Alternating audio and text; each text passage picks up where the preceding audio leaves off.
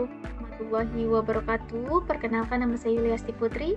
Saya merupakan mahasiswa dari Universitas Teknokrat Indonesia, Prodi Sistem Informasi, Fakultas Teknik dan Ilmu Komputer dengan NPM 223110777. Pada kesempatan kali ini, saya akan menjelaskan struktur dan sintak dasar PHP, di mana salah satu bahasa pemrograman yang sangat populer untuk pengembangan web. PHP digunakan untuk membuat website yang dinamis dan interaktif.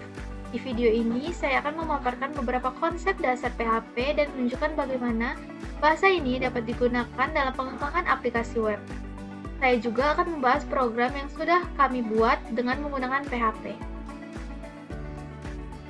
Jadi, tim di balik proyek ini ada Altarik Aziz, Diki Zulkarnain, dan saya sendiri Yuliasti Putri. Selanjutnya ada Regita Safa Maloves, dan terakhir adalah Salsabila Ainur Hidayah. Jadi, apa itu PHP? PHP atau Hypertext Preprocessor adalah bahasa pemrograman open source yang digunakan secara luas untuk pengembangan aplikasi web dinamis.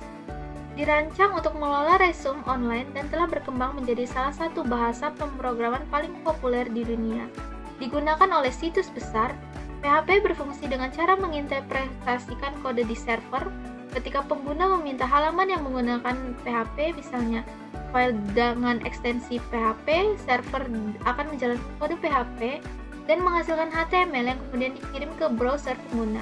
Ini berarti bahwa pengguna tidak melihat kode PHP, hanya hasilnya. Selanjutnya, PHP banyak digunakan untuk berbagai tujuan, seperti membangun situs web dinamis, manajemen basis data, pengolahan formulir, dan pengembangan aplikasi web. PHP adalah alat yang sangat powerful untuk pengembangan web.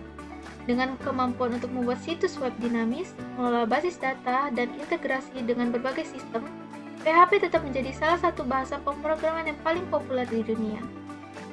Selanjutnya adalah sintak PHP. Sintak PHP cukup mirip dengan bahasa pemrograman lainnya. Berikut adalah beberapa elemen dasar. Yang pertama adalah tag PHP. Tag kode PHP harus dimulai dengan tag pembuka. Ini adalah tag pembuka dan diakhiri dengan tag penutup PHP. Yang kedua adalah komentar, digunakan untuk memberikan penjelasan dalam kode dan tidak akan dieksekusi. Ada dua jenis komentar. Yang pertama adalah satu baris menggunakan double slash atau hash. Yang kedua adalah multi baris menggunakan komentar blok. Yang ketiga adalah variabel. Variabel di PHP dimulai dengan tanda $, diikuti dengan nama variabel. Nama variabel dapat mengandung huruf, angka, dan garis bawah, tetapi tidak boleh dengan diawali dengan angka. Yang keempat adalah tipe data. PHP mendukung beberapa tipe data termasuk string text, integer, bilangan bulat, float, bilangan desimal, boolean, nilai true atau false, array, kumpulan nilai, objek, instan dari kelas. Yang kelima adalah operator. PHP mendukung berbagai operator seperti aritmatika, perbandingan, logika. Yang keenam adalah struktur kontrol. PHP memiliki berbagai struktur kontrol untuk mengontrol alur program seperti if, else, while, dan for. Yang ketujuh adalah fungsi. Fungsi dideklarasikan dengan menggunakan kata kunci function. Fungsi dapat menerima parameter dan mengembalikan nilai. Yang kedelapan adalah array.